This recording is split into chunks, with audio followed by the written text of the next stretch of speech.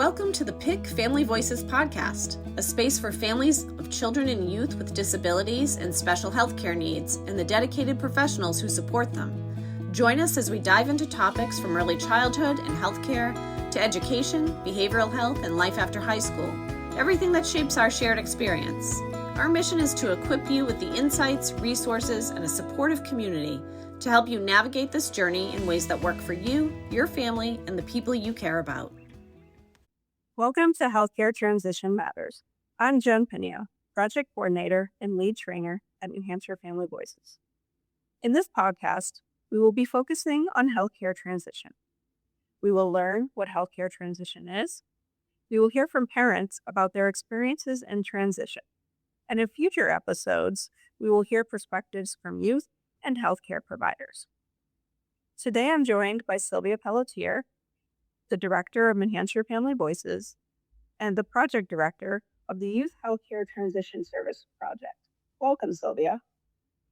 Thank you, Jen. I'm really excited about this series focused on healthcare transition. So first of all, what is healthcare transition? Care transition refers to a purposeful, planned movement of adolescents and young adults from a pediatric or child-centered care to an adult-oriented healthcare system. The process involves planning and the transfer and integration into that adult-centered healthcare system. The goal of transition planning is to ensure that all youth have continuous access to the care they need, and that also youth or their caregivers are able to participate in that care as fully as possible. Now, you may have heard that and thought, what the heck does that mean? If we think just about the transition of care part, when a youth who receives care at a pediatric practice has to move on to an adult provider, there's a lot that happens here. Families have to know, well, when does that happen? Is he or she going to have to leave the practice at 18 or 21, 26? How long are they going to keep you there? How does it happen? What's the role of the pediatric practice in this happening? Is somebody going to recommend a provider I go to? Are they going to share information about my child's health with them? Are they going to help me set up the first appointment? All of those things are valid questions. This doesn't even begin to address the bigger part, which is how a youth begins to learn about managing his or her own health care or learning how to navigate the system. And learning to navigate the system, this applies to youth whether they're moving from a pediatric provider or not. Why is it so important to address healthcare transition? The bottom line is that good transitions improve health outcomes, right? Seamless access to care is really important, and that's particularly true for anyone who has a chronic health condition that needs ongoing care. But I think it's really important that we recognize that this model of care changes for everybody. So regardless of whether there's a change in providers or whether or not a level of support is needed to manage those care needs, so preparing for those changes is real. So who works on healthcare transition? The focus on this work has really been on practices to do the work. Some elements really are focused at the practice level, such as having a transition policy that answers that question, like how long can my youth remain a patient in this practice? Or how is care going to change when they turn 18 if they're going to stay, but it's, in the family practice? In New Hampshire, a number of primary care practices have developed these policies that outline that. Some practices in New Hampshire are also engaging with youth directly by having them fill out transition readiness assessments. And these assessments really allow for the conversations to start about what skills are needed to manage healthcare needs. More recently in New Hampshire, there have been efforts to expand who is working on transition with youth and families, really to make sure that these successful transitions occur. This is because parts of transition planning, such as gathering health information or improving youth or caregiver awareness of care needs, can be done by youth themselves or by their caregivers or other members of a child's care team. And all of those things make sure that transition happens more smoothly. All of it doesn't have to happen within the scope of the practice. What are some of the challenges in healthcare transition? Providers, even before the pandemic, was that it was difficult to fully implement all of the recommended best practices within a busy clinic. We also have heard from families that it's been difficult to find providers, particularly those willing to take on young adults with complex medical needs. Ideally, families have said they'd love to hear the provider they trust, who they know knows their young adult well, say, hey, go see Dr. X. I know them and I trust them to take care of your child. But we know that just doesn't happen. We also hear from families that transition planning is sometimes overlooked when a change in practice isn't occurring, or if a caregiver is always going to be involved in the care of that youth. We hear from families and from community providers that youth are really busy and that this isn't a priority for them. But we have youth who are really engaged in this work, and they're going to share their thoughts and tips on successful youth engagement in some future episodes. Somewhat related to this, I think another one of the challenges is managing changing roles for both caregivers and youth. There isn't always an awareness of this or a focus on it during transition planning. Early on, the caregiver has all the information about the child's health. They know the members of the care team. They know how to access them. Transition planning allows for this to shift during adolescence. Youth begin to learn more about their own health and ideally how to manage their own health care. Caregivers begin to take more of a support role and a coaching role rather than a leading role in this effort. That said, for youth who will always require a level of support, the transition planning years are really about taking the time to identify what supports are needed and making sure that other caregivers have access to the information they need to support healthcare decision-making if the primary caregiver is suddenly unable to do so. But we hear this discussion also doesn't happen as often as it should. How are these challenges being addressed? In New Hampshire, efforts have been made to infuse healthcare transition into transition planning broadly. So leveraging connections between Title V healthcare coordinators and contracted work, such as the work being done by New Hampshire Family Voices through this Youth Healthcare Transition Services Project and our Youth Advisory, the YAC Council, and other entities as well who work on transition, such as those in education and area agency systems. As just one example, the Bureau of Family-Centered Services has infused its transition planning into its healthcare coordination and its partners in health programs. In both of those programs, youth and families are engaged, starting at the age of 14, in the completion of readiness assessments, and then further developing goals around healthcare transition for their youth and family. And the Youth Healthcare Transition Services Project here at New Hampshire Family Voices provides guidance for those efforts. Thank you, Sylvia, for sharing all of that information. Now we will be hearing from Donna Dunlop, who will be sharing her family's experience in healthcare transition. Welcome, Donna. Thanks. I'm so glad that New Hampshire Family Voices is taking on this topic. Healthcare transition is so important, and it's complicated and scary and misunderstood as a part of our children's lives. I'm happy to be part of this conversation. Donna, what we've heard from youth and families is that despite recommended practices in the area of healthcare transition, family experiences are really still pretty variable. So I really appreciate your willingness to share yours with us today. First, can you tell us a little bit about your daughter? Sure. Elena is a lovely 24-year-old with atypical Rett syndrome. She has intractable epilepsy and a range of related challenges, so she really depends on us for all aspects of her daily life. And trust me, her list of doctors and medications is really eye-popping. So I might imagine that with a large care team and a number of medications, that healthcare transition could have been a little more complicated for your family.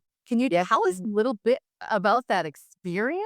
Of course. As you can imagine, like other parents, we had become comfortable in the warm support of our pediatric practice. And we were really anxiety-ridden when we were told it was time to move on to the adult world. Even worse, when we asked if they have any recommendations of specific doctors who would be good as a partner with our family and with our daughter, we were told, all the doctors in the adult practice are good, with no assistance given on facilitating the transition to a new set of relationships and personnel that might best meet the needs of our daughter. So looking back, is there something that might have made this work better for your family? Yeah, during Elena's early teens, we spent a lot of time developing a detailed care plan, which captured all med changes, doctor visits, notes, recommendations, surgeries, family details, and contact information. It was a really important summary of Elena's medical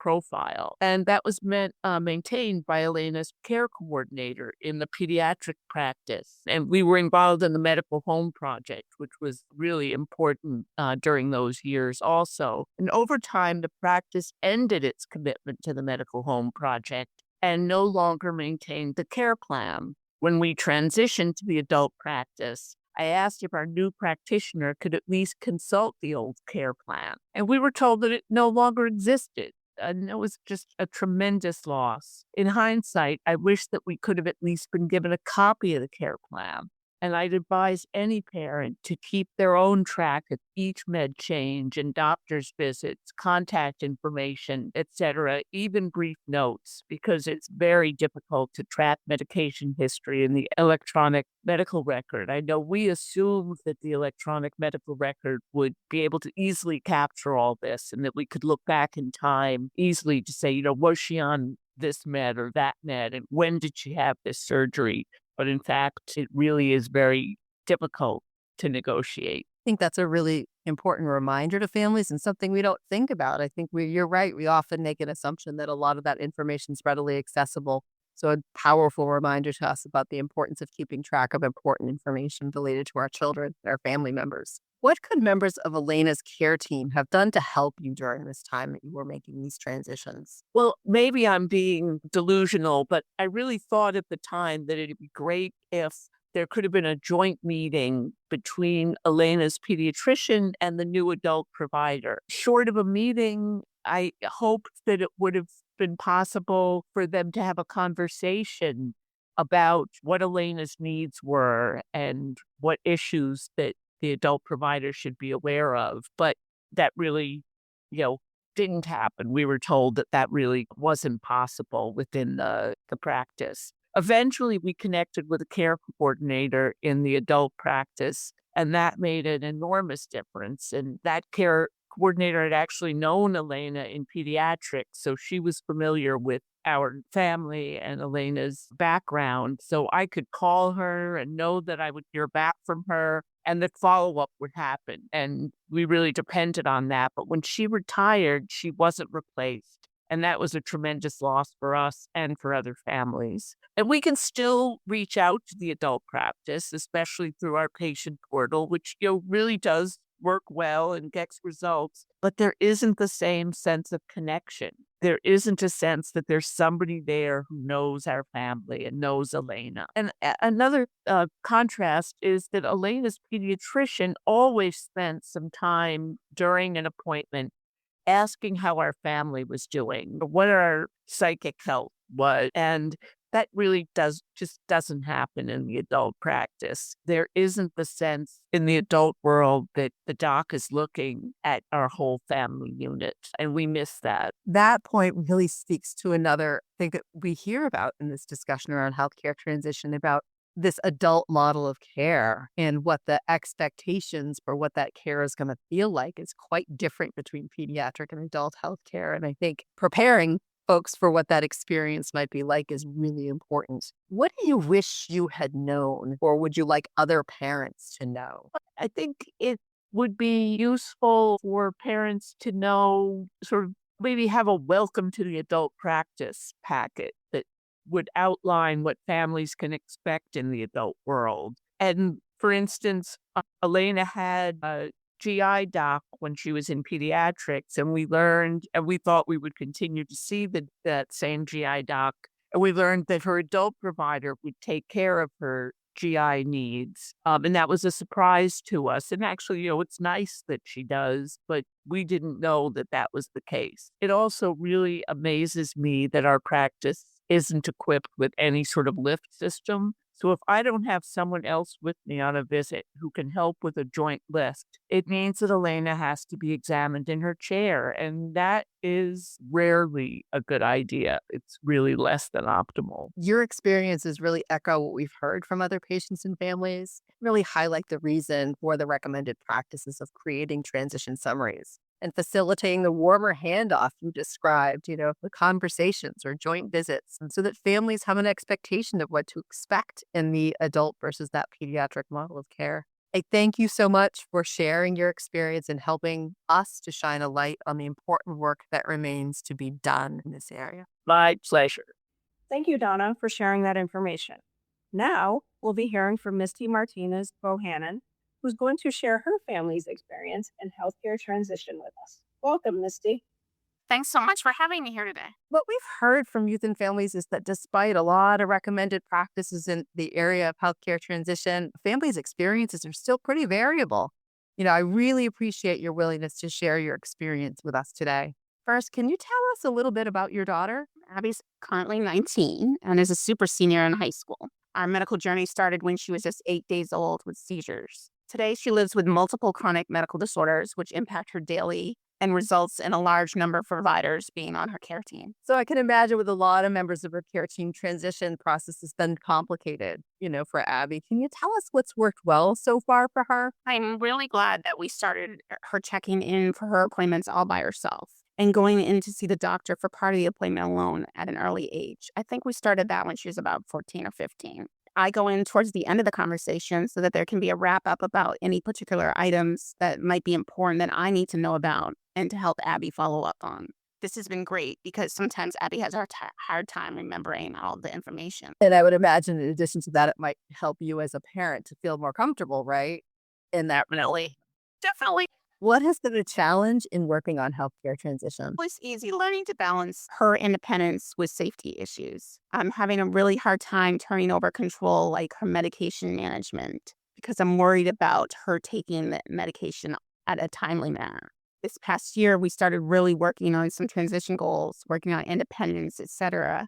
And we're hit with another safety issue, and everything came to kind of a halt as far as the transition goals. It felt like healthcare transition had to be put aside for now in order to work on the safety. So I think you just really pointed out that it's those concerns, balancing her need for independence and your sense of for her safety is a challenge, and that sometimes it doesn't take priority, right? Healthcare transition with other things are going on with families. In hindsight, is there anything that could have made this better for you or for Abby as you were working on this? We definitely could have started this sooner. I really, really have no excuse. I've been involved as a parent partner in transition projects, and I still think we started late. I think it's hard when you're in the thick of things dealing with the day-to-day medical journey, and you think you have all this time, and you really do not. So are there things that other members of her care team could have done to help? We hear from a lot of families that it feels like a lot of work on their part to do this, So is there a way that other people could have helped you? I think that there is only so much time and appointments with care providers. Again, they're dealing with so many things in a complicated chronic disorder patient that they run out of time too in the appointment to work on long-term goals like transition goals. But practices could have transition tools in appointment rooms, either posted or as handouts, so that people can peruse them when they're waiting for the provider. I also wish that her transition process with her IEP had allowed more of a focus on building skills to manage her medical care. Isn't that a necessary life skill? It feels like a big missed opportunity as far as that. It does feel like there should be some more opportunities to bridge these skills and these goals into other realms. I think that's an important thing for us to all be thinking about as we work with you. Is there anything you wish you had known as her parent? It's not something that you can just check off on a checklist and it'll be over with when the family member turns 18 or 21, depending on when you decide to do this. This is a multi-step, multi-year process, especially when you're dealing with concepts that might need repeated practice, tries, etc. Because a patient who has multiple disabilities might need a lot of time to learn how to take over their medical decisions and learn to make their own appointments and keep track of their own medicines and order their medicines and take their medicines on time and follow up with upcoming appointments and tests, etc. And I think we know that for some families, for all youth, that level of independence can be different. So thinking about what your youth is going to need and what they're going to be able to take on and what support they might need is a really important thing for us to be making sure all families know and understand. So do you have a tip or something that you'd like other families who might be dealing with this to think about or to know? Like I said, all of this really takes practice and it takes time. That it's okay if you're stuck on one of the steps in the transition process for a while, as your family needs more practice, or if you have to stop for a bit as their current medical needs are more important at that time. It's not always easy to balance youth independence and need for support. Figuring out what support is needed and how to provide that support without overstepping. That although you never want to leave your pediatric providers and you're nervous to even think about that, it's important to bring it up in your appointments and break down the process into many, many, many multi-steps so that it is not as daunting all at once. And then if you're taking one tiny step forward, you're doing something, and to celebrate that instead of worrying about all that you haven't accomplished yet. What a powerful reminder. I think as moms, dads, sometimes we're really good about saying, I didn't do this on the list. I think it's really important to know that, we're doing something, we're making an effort to move our youth forward in managing their healthcare. And I appreciate you sharing that with us. Thank you, Misty. Thanks for your time. Thank you for joining us today for this episode of Healthcare Transition Matters. Please tune in for future episodes to hear about what's happening in New Hampshire in healthcare transition. Thanks for tuning in to the PIC Family Voices podcast. If you found this episode helpful, be sure to subscribe and leave us a 5-star review. It helps us keep bringing valuable resources and stories to families like yours. Until next time, take care.